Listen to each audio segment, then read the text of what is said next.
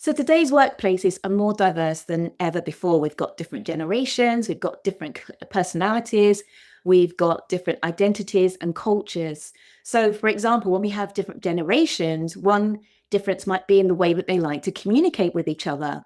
So, I'm Generation X. We're used to communicating, whether it's by email or on the telephone.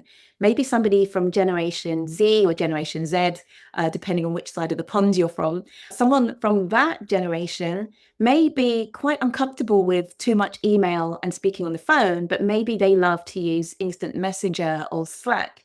So it's important to recognize these differences and the needs in the way that people like to communicate. Maybe you establish a set of team norms so that you encourage people to communicate one set of information in one way or another in a different way. Or perhaps you circulate a personal user manual so that you start understanding what individuals' different preferences are.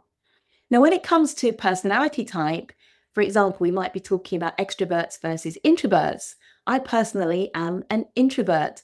And I know that if somebody asks me a question, it just takes me a little bit longer to process the question and come up with the information.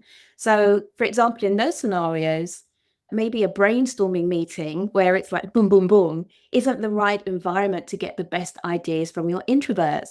So maybe you permit them to share some ideas after the meeting, whether that's by email or they get to write things down and share with the team, or you give individuals a little more time at the beginning. You circulate an agenda so everybody has time to think about their viewpoint before the meeting comes up and they have to share.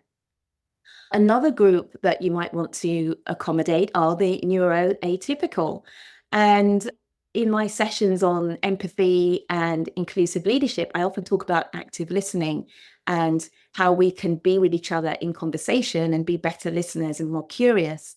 And somebody pointed out to me that for neuroatypical, for them, typically when they're speaking, it's more like a rugby match, right? So they grab the conversation topic and they're talking and talking and talking, and they expect somebody to come and tackle them and then take over the conversation.